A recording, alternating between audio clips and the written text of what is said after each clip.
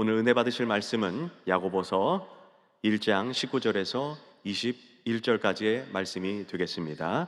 야고보서 1장 19절에서 21절까지의 말씀을 우리 다 같이 봉독하도록 하겠습니다.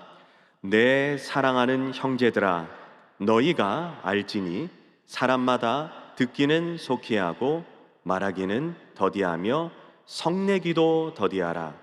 사람이 성내는 것이 하나님의 의를 이루지 못함이라. 그러므로 모든 더러운 것과 넘치는 악을 내버리고 너희 영혼을 능히 구원할 바 마음에 심어진 말씀을 온유함으로 받으라. 아멘. 오늘 말씀은 야고보서 1장 19절에서 21절의 말씀을 가지고 분노를 다스려라 라는 제목으로 오늘 말씀을 나누도록 하겠습니다. 에브라함 링컨이 대통령이 되어 미국 상원 의원을 방문하게 되었습니다. 대부분의 미국 상원 의원은 학벌이 굉장히 좋고 좋은 명문 가문의 출신들이 대부분의 상원 의원이 됩니다. 이에 비해 링컨은 학벌도 좋지 않았고 가문도 굉장히 비천했습니다. 그들은 링컨이 대통령이 된 게 아주 못마땅했습니다. 한 상원 의원이 갑자기 불쑥 일어나면서 링컨에게 이러한 무례한 말을 합니다. 아니, 당신같이 배우지 못한 사람이 대통령이 되었으니 이는 우리나라의 수치입니다 라고 어떤 상원의원이 무례하게 이렇게 얘기를 했습니다. 또 어떤 상원의원은 자신이 신고 있던 구두를 갑자기 딱 벗어서 들더니 이렇게 말합니다. 이것이 당신 아버지가 만든 구두요. 구두장의 아들이 대통령이 되었으니 참, 혀를 차면서 이야기하기 시작했습니다. 그런데 링컨은 그 소리를 듣더니 아주 온순하게 이렇게 대답하기 시작했습니다. 제가 바빠서 아버지를 잊고 살았었는데 의원님 때문에 아버지를 생각하게 해주셔서 감사합니다. 제 아버지는 정직했고 솜씨가 좋은 분이었습니다. 신앙적으로도 아주 경건한 삶을 사셨습니다. 그런데 정확하게 구두를 만드는 분이 아니라 구두를 수선하는 분이었습니다. 당신의 구두가 고장나면 나에게 가져오세요. 제가 아버지 어깨너머로 배운 기술이 있으니 고쳐드리겠습니다. 링컨이 이렇게 유순하고 온순한 대답을 하자 상원 의원들은 모두 조용해지고 엄숙해지기 시작했습니다. 그 이후에 그 누구도 링컨을 비난하지 못했다라는 것입니다. 우리는 분노할 수 없는 상황 가운데 링컨처럼 이렇게 온순하게 유순하게 대답할 수 있는 지혜를 배우는 것이 우리의 신앙의 여정입니다. 이것이 바로 성화의 과정이라고 할 수가 있습니다. 특별히 오늘 본문은 성내기를 더디하라 라고 이렇게 얘기를 하고 있습니다. 어떻게 우리가 분노가 많은 세상에서 분노를 다스릴 수 있을까요? 우리 첫째, 기억하십시오. 성경은 분노가 일어났다면 절대로 하루를 넘기지 말라고 우리에게 충고해주고 있습니다. 오늘 본문은 성내지 말라 이렇게 똑부러지게 단호하게 이야기해주면 좋겠는데 그게 아니라 오늘 본문은 뭐라고 말을 하고 있습니까? 성내기를 더디하라 라고 이렇게 얘기하고 있습니다.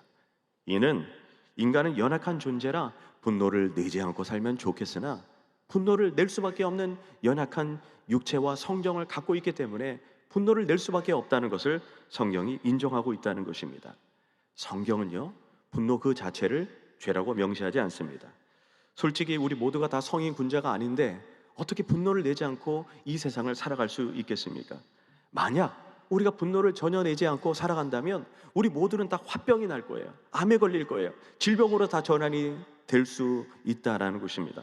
그래서인지 성경도 분을 인정하고 있다는 것입니다.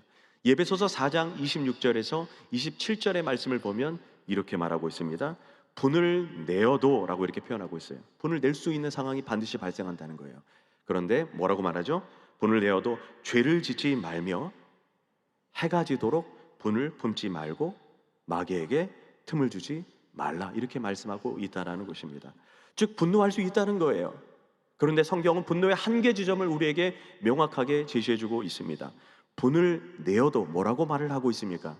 해가 지도록 분을 품지 말고 해가 지기 전에 분노를 품은 채 잠자리에 들지 말라고 우리에게 얘기해주고 있다는 것입니다. 만약 우리가 분을 품고 하루를 넘기면 그때는 분을 내는 단계가 아니라 분을 품는 단계가 된다고 에베소서 4장 26절에서 27절은 얘기해주고 있다는 것입니다.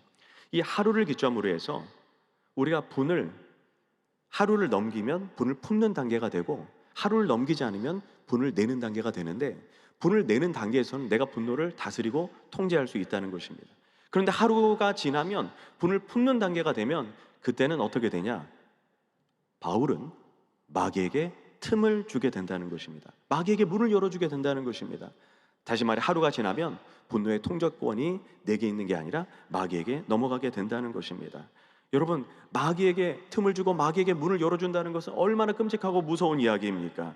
마귀에게 유혹을 받는 것도 굉장히 무서운 일인데, 우리가 분노를 품고 하루를 넘겨서 분을 품게 되면 그때부터는 분노의 통제권이 내게 있는 것이 아니라 마귀에게 넘어가게 된다는 것입니다. 그래서 우리 그리스도인들은 어떤 한이 있더라도 반드시 분노가 있다면 하루가 넘어가기 전에 분노를 풀어야 될 줄로 믿습니다. 또한 에베소 4장 26절에서 또 이렇게 말합니다. 분을 내어도 죄를 지지는 말라, 이렇게 표현하고 있습니다. 분을 낼 수도 있습니다. 그런데 분이 난다고 죄를 짓는 단계까지 가서는 절대로 안 된다는 것입니다. 가령 상대방에게 욕을 하거나 폭언을 하거나 인격을 모독하거나 폭력을 사용한다면 죄를 짓는 단계까지 가게 되고, 이 또한 영적으로 마귀에게 문을 열어주는 아주 치명적인 사건이 될 수 있다. 이것을 우리는 기억해야 된다는 것입니다. 하나님 말씀대로 살려고 했던 어떠한 집사님 부부가 있었습니다. 그런데 이 집사님 부부를 보면 싸우기도 잘하고 다투기도 잘합니다. 그런데 금세 화해도 참 잘합니다. 어느 날 목사님이 이 부부가 싸우는 모습을 지켜보고 있었습니다. 그런데 싸우다가 금세 화해하고 웃는 모습을 보고 이 목사님이 참 신기하다라고 생각했습니다. 그래서 그 집사님 부부에게 다가가서 이렇게 말을 합니다. 이 집사님 부부는 화해를 참 잘하시는데 그 비결이 무엇입니까? 이렇게 물었습니다. 그러자 남편 집사님이 이렇게 말합니다. 목사님, 그거 아주 간단합니다. 우리 부부는 이렇게 말하면 금세 화해합니다. 여보, 해가 지려는구려. 제가 만약에 이렇게 하면 아내는 그때 아유, 알겠어요, 알겠어요, 이렇게 대답한다는 것입니다. 그래서 금세 화를 풀 수 있게 된다는 것입니다. 이 부부는 분을 내어도 하루를 넘기지 않고 있었다라는 것입니다. 또한 우리가 기억해야 되는 것은, 분이 난다 할지라도 분을 내되 죄를 짓는 단계까지 간다면 우리는 상대방과 관계가 어그러지고 풀 수 있는 기회를 잃어버릴 수 있다는 것을 우리가 잊지 말아야 한다는 것입니다. 그런데 오늘 본문을 보면 야고보는 우리가 분노를 다스려야 되는 궁극적인 이유가 있다는 것입니다. 그 이유가 무엇이냐? 이 분노라고 하는 것이 우리의 구원과도 연관이 있기 때문이다라고 오늘 본문은 얘기해주고 있습니다. 우리 20절 본문으로 돌아가 보도록 하겠습니다. 이렇게 표현합니다. 사람이 성내는 것이 하나님의 의를 이루지 못한다, 이렇게 표현하고 있습니다. 여러분, 성경에서 가장 온유한 사람으로 말하고 있는 인물이 누구입니까? 모세입니다. 모세를 가리켜 성경은 이렇게 표현하고 있습니다.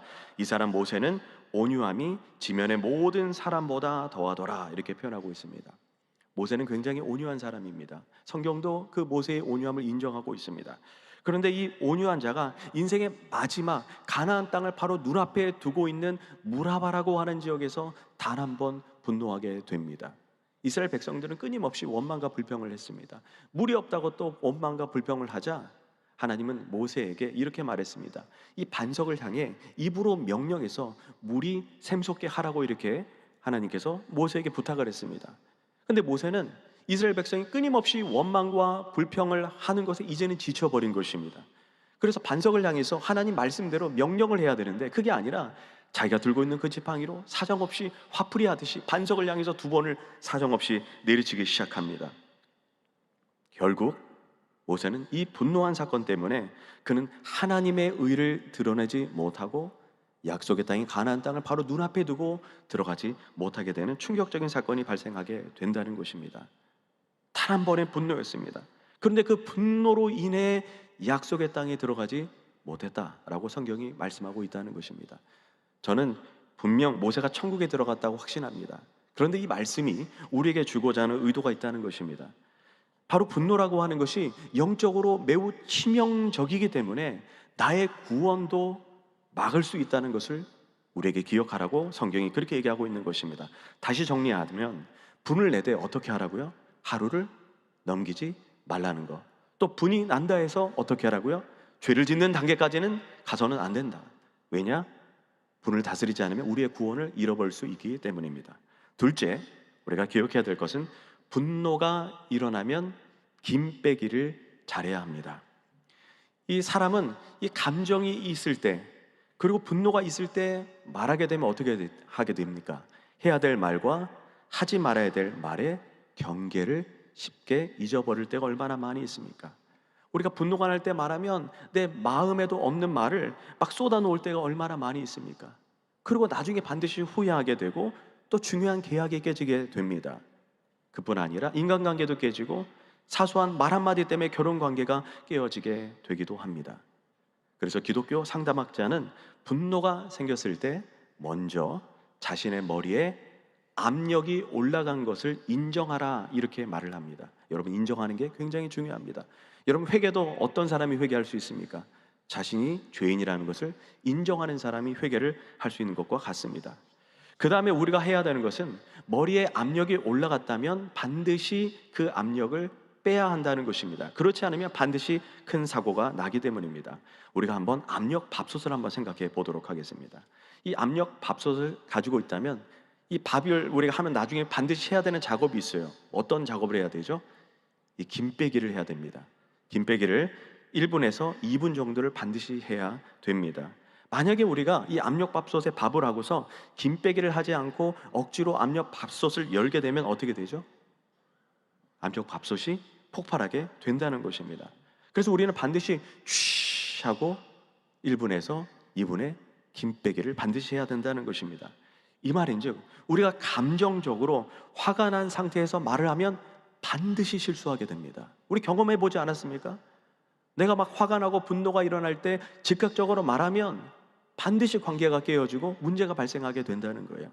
그래서 우리가 감정적으로 화가 난 상태라면 반드시 1분에서 2분이라도 시간의 간격을 두고 말하면 말실수가 적어진다는 것입니다. 그래서 이 김 빼기를 잘하는 사람, 이 김 빼기는 훈련이에요. 우리가 막 화가 나고 분노가 날 때 1분, 2분을 참은 다음에 말하는 훈련을 하면요, 우리가 말실수가 적어진다는 것입니다. 그리고 이렇게 말실수를 잘 하지 않고 재갈을 물리는 사람을 가리켜 이것을 지혜로운 사람이라고 성경은 얘기하고 있다는 것입니다. 야고보서 1장 26절에 보면요, 이렇게 말씀하고 있습니다. 누구든지 스스로 경건하다 생각하며 자기 혀에 재갈을 물리지 아니하고 자기 마음을 속이면 이 사람의 경건이 헛것이다 라고 이렇게 표현하고 있습니다. 이 경건이 뭐라고 말합니까?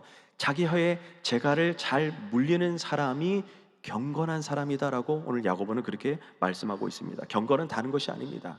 자기 혀를 얼마나 재갈을 잘 물리느냐, 자기 혀를 얼마나 잘 다스리냐가 경건의 크기다라고 야고보는 그렇게 우리에게 표현하고 있다는 것입니다. 그렇다면 우리가 이 분노가 많은 세상에서 분노를 어떻게 다스리고 분노를 어떻게 제거해야 될까요? 우리가 21절을 보면 두 가지 동사가 나오는데 이 두 가지 동사가 굉장히 중요합니다. 우리 21절 한번 보도록 하겠습니다. 그러므로 모든 더러운 것과 넘치는 악을, 여기 동사가 나오는데 내버리고 라고 표현하고 있습니다. 분노가 일어날 때 어떻게 하라고요? 분노를 내버리는 작업이 중요하다. 그 다음에 또 이렇게 말합니다.